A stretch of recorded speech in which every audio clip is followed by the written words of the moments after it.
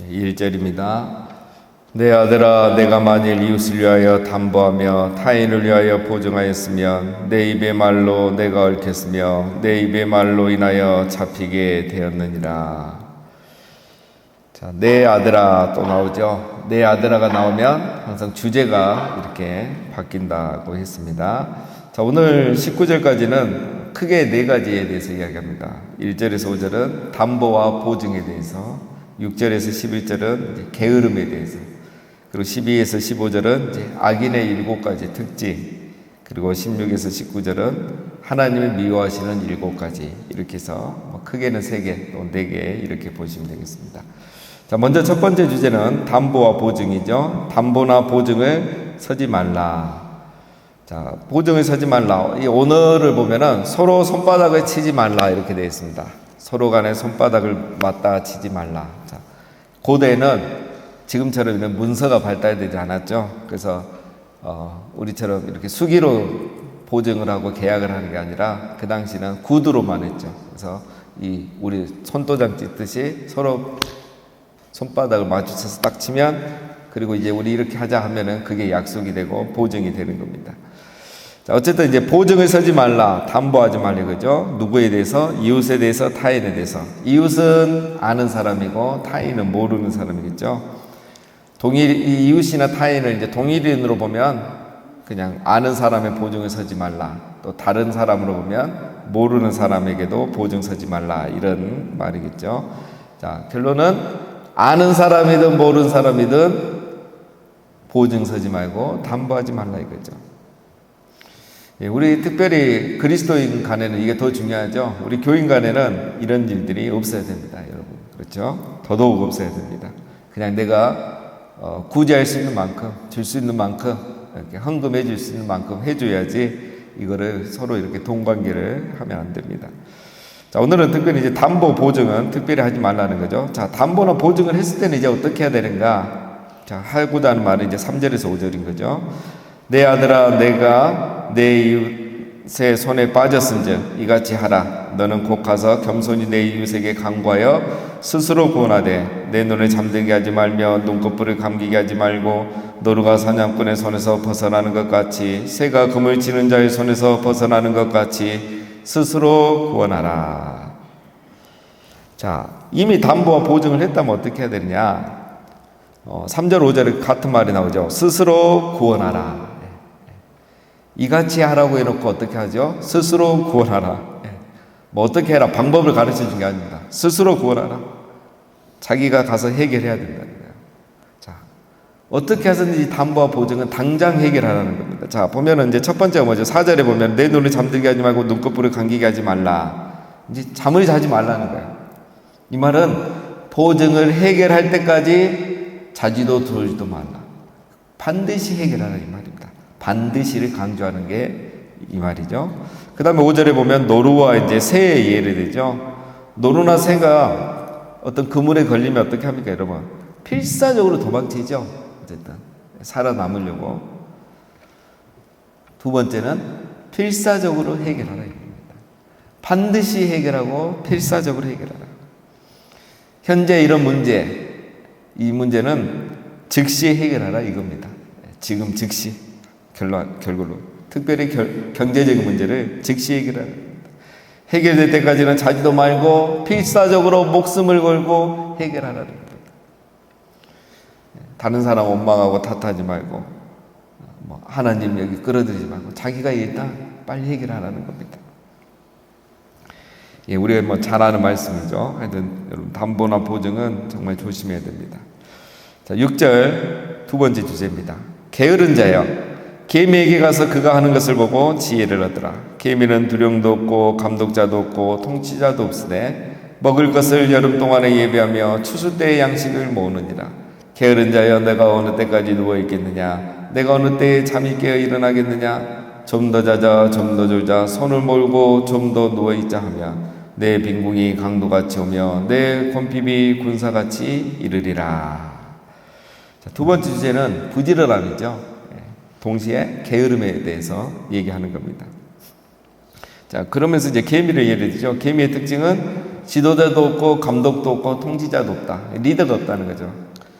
이 말은 누가 시키지 않아도 양식을 미리 준비한다는 겁니다. 그러니까 시키지 않아도 알아서 스스로 미리 양식을 준비한다는 거죠. 보증의 문제와 게으름의 문제 차이점이 있죠, 여러분. 보증은 타인과의 관계 속에서 벌어지죠. 그러니까 보증이라는 게 시작도 타인과의 관계고 합의가 있기 때문에 그 다음에 해결을 하더라도 혼자 해결할 수 있는 게 아니죠. 내가 뭐 갚아주든지 뭐 일부러 책임지든지 면제를 받든지 타인의 어떤 합의가 있어야 됩니다. 그래야 거기서부터 자유로워지는 거죠. 자, 게으름의 문제는 뭐죠? 자기로 인해서 생긴 문제고 자기가 스스로 해결해야 될 문제인 거죠. 그래서 스스로 게으름에서 벗어나서 부지런해지는 이겁니다. 그래서 미래의 문제를 미리 대비해라 이거죠. 미래의 문제를 미리 대비해라. 보증의 문제는 현재의 문제를 해결하는 거고 그 다음에 지혜자는 미래의 문제를 미리 대비하는 거죠. 그래서 1절부터 5절은 현재의 문제를 해결하라. 6절부터 11절은 미래의 문제를 준비하라. 해결하는 거죠. 미래의 문제를 해결하는 방법이 뭡니까? 여러분, 부지런하라입니다. 미래를 준비하는 최고의 방법은 게으르지 않는 거예요. 부지런하는 거. 그래서 9절부터 10절의 이 말은 여러분 자지 말라란 말이 아니고 무슨 말이죠? 부지런해져라 이거죠. 최선을 다해라는 겁니다. 근데 제가 그 휴먼 스토리 유튜브에 그 휴먼 스토리에 보는데 이분이 뭐 전국에 골프장을 4개 있고 호텔이 경영하는 호텔이 방이 1만 개실이 되는 사장님 인터뷰하는 걸 보니까 역시 다 똑같더라고요. 이런 분들은 열심히 공부하고 미래를 준비하고 부지런히 열정으로 미치라고 하더라고요. 미친 듯이 해야 된다. 그래야 열정이 생긴다. 정말 부지런하시고 정말 그 열정을 갖고 하시더라고요. 그러면서 이제 열심히 공부도 하시고 준비를 하시더라고요. 세상이 너무 자주 바뀌니까 똑같은 것 같아요. 그죠? 잠언도 지혜의 말씀이죠. 그래서 미래를 준비하는 방법은 여러분 부지런함입니다. 부지런함, 최선을 다하는 것. 그러면 여러분 게으름이란 게 무엇이겠습니까? 게으름이란 거는 자기 일에 최선을 다하지 않는 게 게으름이에요. 늦잠 자고 뭐 잠이 많다 이게 게으름 아닙니다, 여러분. 사람이 다 그 체질이 다르잖아요. 아침형 인간이 있고 뭐 저녁형 인간이 있잖아요. 자기 일에 최선을 다하지 않는 게 게으름입니다. 누가 게으르냐? 게으름의 증거가 있어요. 게으른 사람들은 증거가 있습니다, 여러분. 열매가 없어요. 열매가 없습니다. 게으르기 때문에 자기 일에 최선을 다하지 않기 때문에. 늦잠 자고 좀 잠 많아도 일 열심히 하고 열매 맺는 사람이 있어요. 그 사람은 게으른 사람은 아니에요. 늦잠형 인간이지. 게으른 사람은 열매가 없습니다. 그리고 두 번째 특징, 남탓만 해요. 부지런하지 않고 게으르면 그래서 그 결과가 뭡니까, 여러분? 열매가 없으니까 빈궁해지고 공핍해지는 겁니다. 자, 여러분 제 이야기가 아니고 제가 이제 막 하면서 요즘 최근에 깨달은 게 있어요. 예수님께서 그 마태복음 25장에 보면 여러분 3가지 비유를 하는데 그 중에 하나가 이제 착하고 충성된 종과 악하고 게으른 종이잖아요. 왜 악하고 게으른 종이라고 했을까?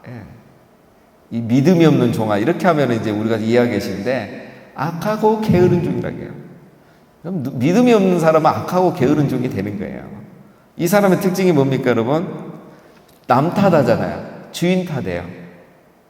주인은 뭐 어쩌고. 그리고 게을러요.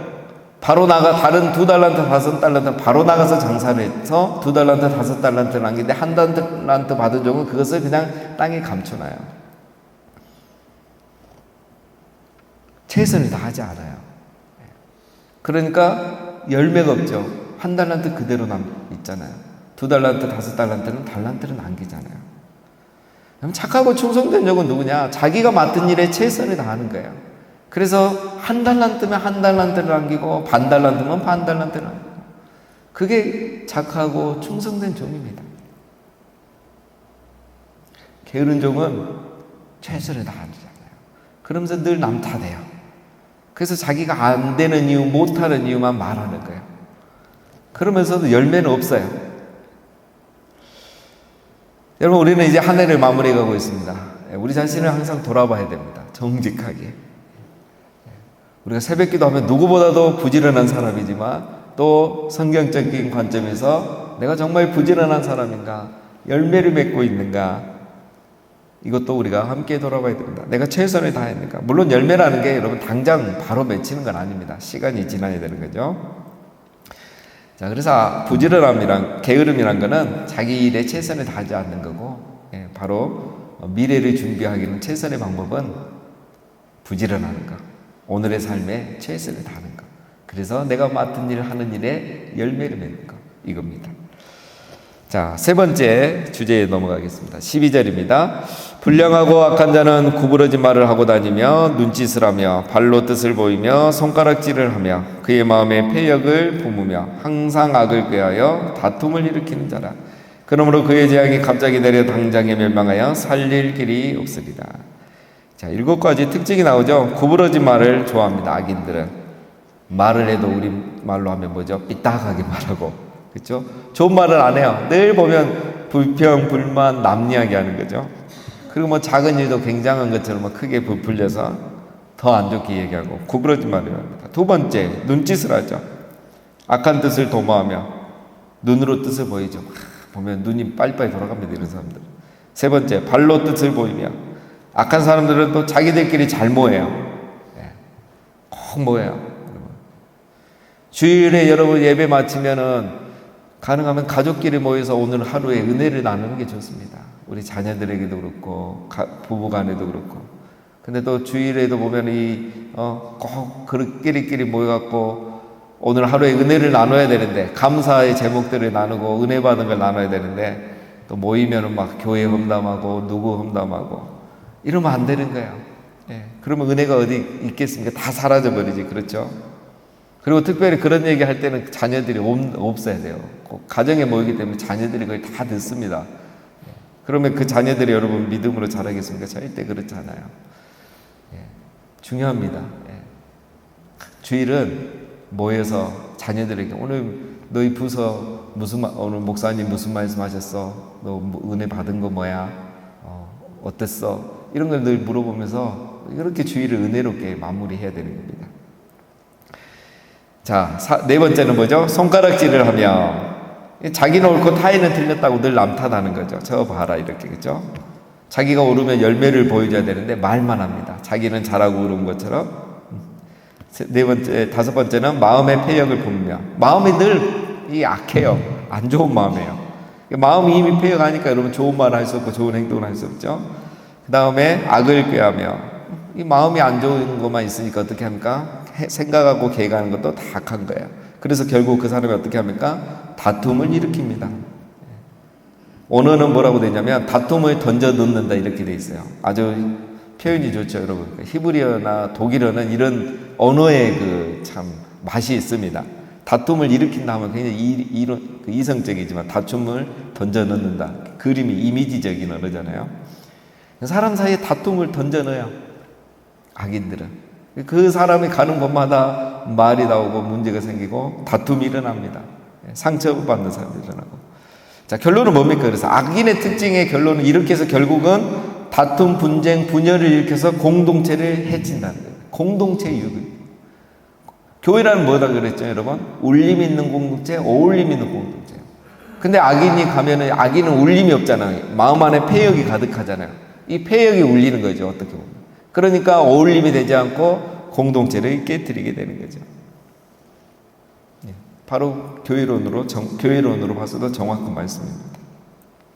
그래서 악인의 결과는 이제 15절을 보면 재앙이 갑자기 임하고 당장이 멸망한다, 이렇게 돼 있는데, 이 말 들으면 이제 우리가 굉장히 기분 좋죠. 악인들이 이렇게 멸망하구나. 자, 이거는 여러분 일반적인 말입니다.